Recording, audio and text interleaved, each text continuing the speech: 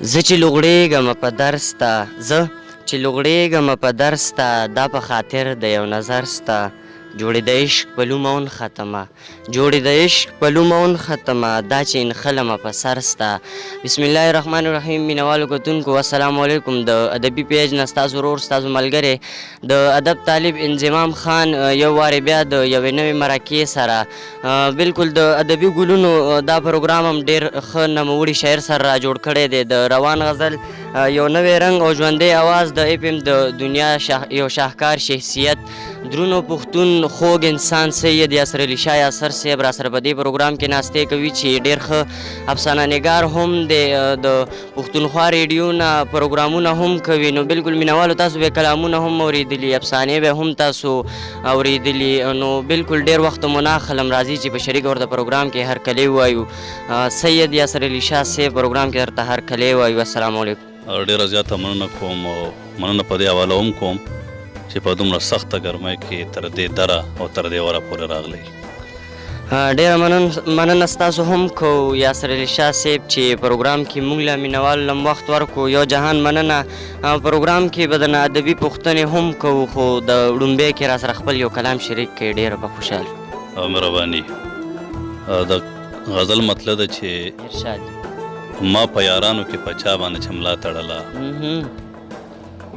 ما په یارانو کې په چا باندې چې ملا تړله هغوی مې سټ نه راتاو شوې رسۍ لا تړله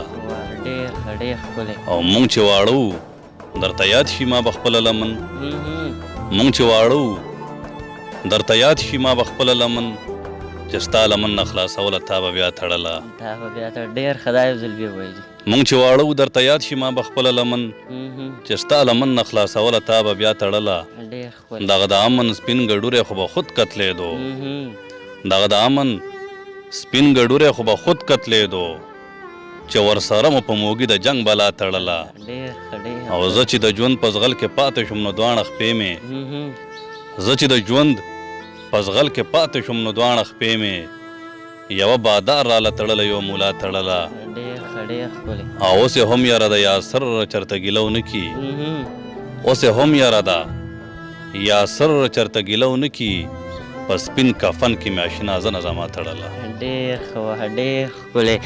ډېره مننه کوو یقینا ډېر خوندور کلام و مینوالو به دې هم خوند اخیستې مونږ ته هم خوند واخیستو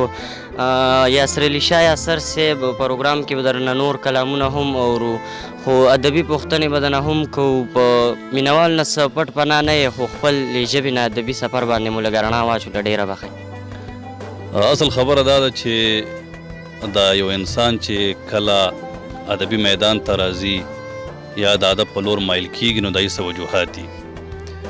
یو دا وهبي طور باندې یو په کسبي طور باندې هسې خو هم شاعر ادیب چې دی د ازلي طور باندې قوت متخیله دا بیداره راوړي خو بهرحال دی کې د کورنۍ هم ډېر لوی لاس ما چې په کومه کورنۍ کې سترګې غړولې وې نو هغه کورنۍ یو ادبي فکري او سیاسي کورنۍ وه او د دې خاورې د دې وطن دپاره بلها خدمت کړی دی او پای کې ټول نه ستر شخصیت ارواخات سید میر مهدي شاه مهدي چې د پښتو افسانې د پښتو ادب یو تلپاتې منلی وتلی نوم نو زه د هغوی په کورنۍ کې پیدا شوم او دغه شان زما ړومبی نظر په ادبي کتابونو ادبي رسالو باندې پرېوته اگر چې پیدایشي لحاظ سره هم په یو شاعر کې دغه جراثیم وي چې هغه د ادب په لور مایل کیږي خو بهرحال چې زما لپاره محرک ثابت شه د خپلې کورنۍ ادبي ماحول ډېره مننه یاسر علي شاه یاسر صاحب پروګرام کې به را سره دا هم ووایي چې تاسو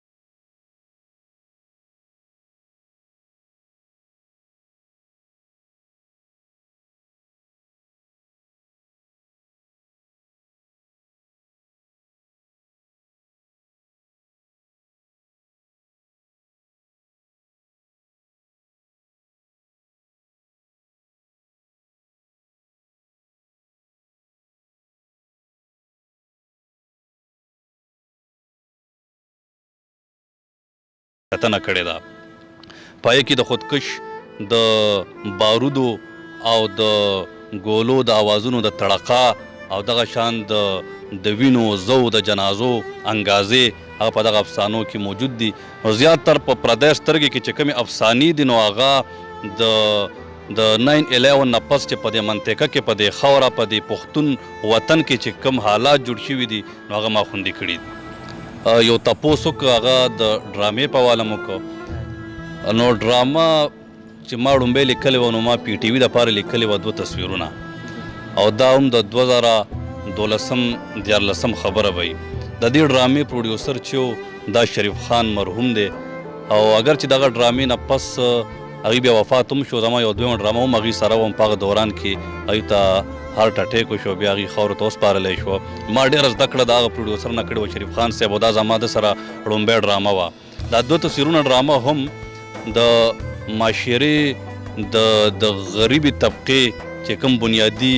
مسایلو او بیا هغه وسایل چې ایمان د شتمنو یو څو کسانو هغه ګېډې اچولې وې نو دغه ډرامه هم په هغه نقطې نظر وه دا هم په هغه لار وه همدغه کیفیت نه ډکه وه. دا ړومبی ډرامه و دې نه پس مختلف NGOs لا مې هم ډرامې ولیکلې چې په هغې کې د سیلاب په حواله ډرامې د زلزلې په حواله څو ډرامې وې دې نه علاوه د پولیو په حواله ډرامې وې نو NGO له داسې ډېرې ډرامې ولیکلې وخت تر وخته.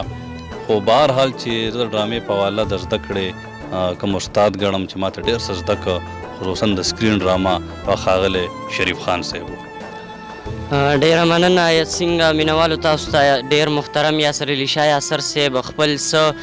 افسانو څه ډرامو نومونه واغسته. د دې نه علاوه د دې هم نورې هم ډېرې ډرامې دي ډېرې افسانې. یاسر علي شاه یاسر صاحب ستاسو به بل کتاب کله راځي نو دا هم مینوال سره لږ ښکاره کړه. افسانې خو ما سره شته یو 240 افسانې دي او کوشش کوم چې دغه 240 افسانې زه په 3 کتابو په صورت کې چاپ کړم. په دې کې هم څه افسانې د حالاتو پیداوار دی او زما خیال دا چې ړومبی کتاب په دې کې د مات رمبي په نوم باندې چاپ کړم او انشاءالله تعالی ډېر زر کار پرې روان دی او د ولس لاس ته ورورسي. ډیره ښه ده. یاسر علي شاه یاسر صاحب پروګرام کې را سره خپل کلامونه نور هم شریک کړي نو ډېر به خوشحال شو. بس چې څه در غریبي وي دا یو کلام درته ووایم چې هسې زړه ښه کوم وایم چې پخلا به شي او را به شي. هسې زړه ښه کوم وایم چې پخلا به شي او را به شي داسې ورځ به راشي چې هم ستا به شي او را به شي او اوښکې تسلی له تر ګریوانه راشي ووایي اوښکې تسلی له تر ګریوانه راشي ووایي صبر شه زړګیه خیر دی را به شي او را به شي اوښکې تسلی له تر ګریوانه راشي ووایي صبر شه زړګیه خیر دی را به شي او را به شي